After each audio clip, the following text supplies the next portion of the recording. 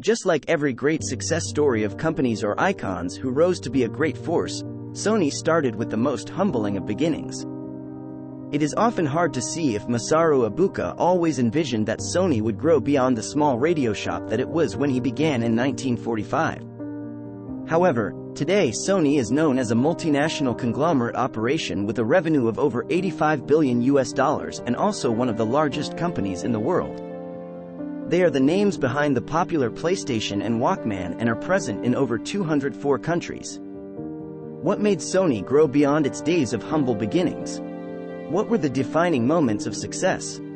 What major setbacks were had, and is the company still having them today? Let's find out. Chapter 1: The Days of Humble Beginnings. Masaru Ibuka served as an engineer for a business that produced and tested military gear during World War II. However, he lost his employment when this company went out of business after the war. Thus, he later established Tokyo Telecommunications Engineering Corporation in Tokyo, Japan.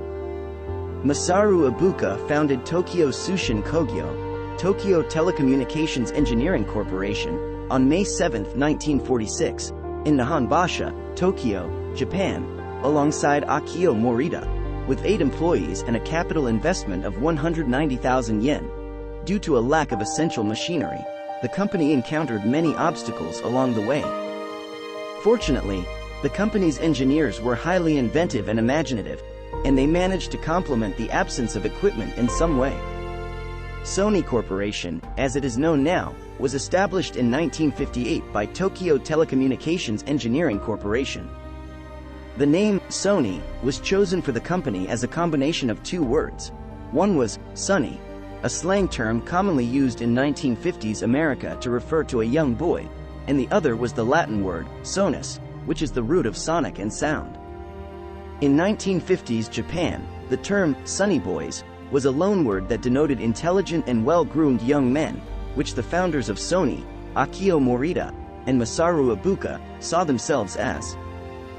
Fortunately, Ibuka recognized a chance in the radios, as the Japanese military police had modified the home radios of the Japanese people during World War II to prevent them from tuning in to propaganda from the enemy countries. After World War II ended, there was a large demand for radios because people were interested in world news. So, the business created shortwave mods that converted standard radios into shortwave radios. All radio stations in the world could be accessed using these shortwave radios. The radios were fixed at this shop in addition to being modified. Along with the regular payment for repairing radios, food was also given to the technicians. They eventually made the decision to start making electric rice cookers.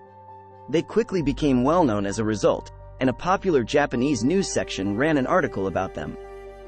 Chapter 2: Sony's first set of products and a series of letdowns. The first item produced by Sony was an electric rice cooker. This was a relatively straightforward device that was created by fastening aluminium electrodes to the base of a wooden container. You will be shocked to learn that Sony's initial product, a rice cooker, was of poor quality, considering how well regarded Sony products are for their superior quality. The rice that the cookers produced was frequently either overdone or undercooked, failing to live up to expectations. So, Sony's debut product was an abject flop. Due to a lack of resources, the company originally faced many setbacks. They failed because the business lacked the resources to conduct adequate tests to determine the product's quality and because they sold their goods in a down economy. People couldn't afford to buy their goods because of the dismal state of the economy.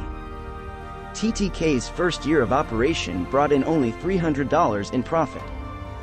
By the 1950s, the Japanese economy had somewhat recovered, and the people were in a position to make purchases since they had enough money on hand.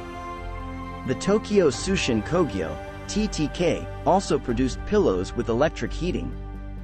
Because the cushions set fire to blankets and mattresses, this product was a failure. They came to the realization that their business would soon be forced to close if they kept failing in this way. Thus, motivated by this realization, they worked hard to bring TTK's brand new tape recorder to Japan. They initially ran into a number of issues because this device was brand new, and the TTK personnel knew virtually little about it. They only understood that a plastic tape could be coated with magnetic material to produce a magnetic tape, which is what the magnetic recorder needed. They got a frying pan out of the kitchen and started roasting some chemical powders, which produced the ferric oxide powder. The group, therefore, applied their creativity to produce a good magnetic tape. Two prototype recorders, the G-type and A-type, were introduced in 1950. The A-type recorders were designed for residential use, whereas the G-type recorders were designed for industrial use and had a recording time of 1 hour. G-type recorders were frequently utilized in classrooms as teaching tools. Chapter 3: A major breakthrough found in transistors.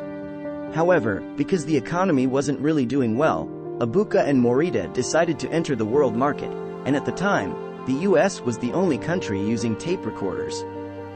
It was majorly used by news reporters to transcribe speeches. However, the Americans were making practically everything they needed themselves, including electronics, cars, home appliances, etc.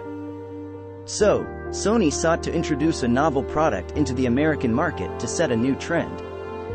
The transistors marked the conclusion of their hunt. The vacuum tube was the standard throughout the world before transistors were invented. These vacuum tubes were enormous in size and required a lot of power. A transistor uses only a millionth of a watt of electricity compared to a watt for vacuum tubes. The vacuum tubes were used in big televisions and radios at the time, and without the technological revolution that transistors brought about, current technology would be all but unimaginable. The transistor manufacturing patents were owned by Western Electric, which was the parent firm of Bell Laboratories. Western Electric made a choice to make transistor technology accessible to anyone who pays royalties. Ibuka was overjoyed to learn of this deal and instantly realized that the transistors would enable his business to make a significant advancement. Even though Western Electric's transistors were groundbreaking, they had a number of drawbacks, such as an extremely low power output that made them only appropriate for devices like hearing aids. Ibuka needed $25,000 to secure the rights to the transistor invention. He didn't have the money, so he made the risky decision to borrow that large sum of money. Sony's ability to independently build the tape recorder without seeking any outside assistance greatly impressed Western Electric, and after realizing the caliber of Sony's work, Sony was given the transistor patent. Later, experiments were carried out to improve transistors even further.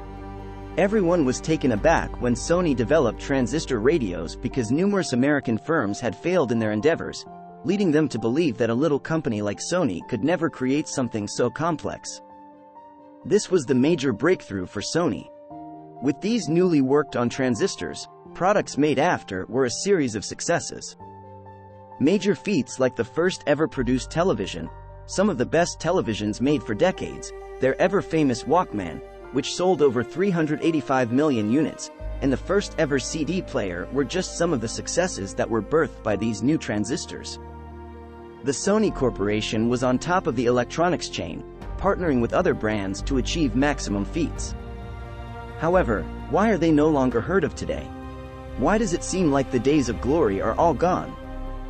Chapter 4: Goodbye Days of Glory. With all sincerity, Sony products are still sought even decades after Ibuka's first attempt to make a rice cooker. More so, the decline of Sony is not to say they have not been innovative and are still in recent times. It is just that the company has lost the core of its attractiveness in key areas. The major reason for their decline would be their failure in terms of understanding customer expectations and getting their brand strategy right.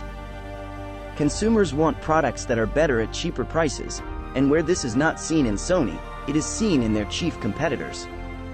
Another main reason would be their lack of marketing strategy. For instance, in the smartphone industry, Sony is pitted against Apple and Samsung, but when it comes to marketing, Sony doesn't even come close to these two companies. Seems like there might yet be redemption for Sony, and they might yet climb to the top. The plausible solution is that Sony must strive to not only make excellent products that do not sell, but it must make products customers want and are easier to sell. It also feels like Sony is caught in an innovation gap and fails to grab any of the opportunities that it comes against entirely. So, if it gets the product right, it fails in terms of marketing and sales strategy. Retaining market share is difficult because of these gaps, and because competitors benefit from the gaps Sony leaves behind.